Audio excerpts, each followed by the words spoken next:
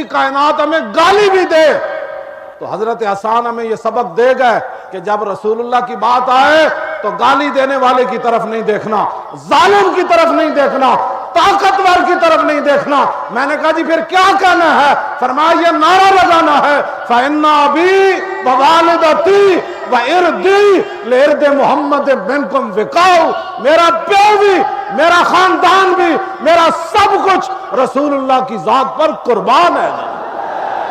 کسی کو اپنی طاقت پر گھمنڈ ہے، طاقتیں میرے رب کی ہیں، رب نہیں چاہے گا تمہارے چاہنے سے کچھ نہیں ہوگا۔ تم نے تو ہر طاقت آزمائی لبیک کے خلاف۔ اقبال کہنا اسی دل رسول اللہ نال لایا، پھر جڑے صحابہ بنے اسی انہاں نال بھی دل لا لیا، جڑے اہل بیت نے اسی انہاں نال بھی دل لا لیا، اور پاکان امت نال بھی دل لا لیا، اس لیے کہ وہ رسول اللہ کے غلام تھے۔ ذاتی حیثیت سے تو ہم نے کسی کو مانا نہیں۔ اس صحابہ دے دفاع کرنا کوئی فرقہ واریت نہیں، اہل بیت کا دفاع کرنا کوئی فرقہ واریت نہیں، امہات المومنین کے تقدس کی بات کرنا کوئی فرقہ واریت نہیں، قرآن کی عظمت کی بات کرنا کوئی فرقہ واریت نہیں، اور مسلمات اسلام کی گل کرنا کوئی فرقہ واریت نہیں۔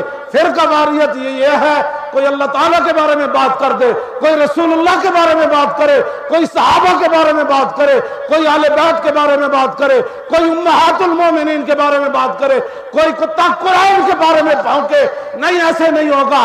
جب تک ہم حضور کے غلام موجود ہیں، پاکستان کا مطلب کیا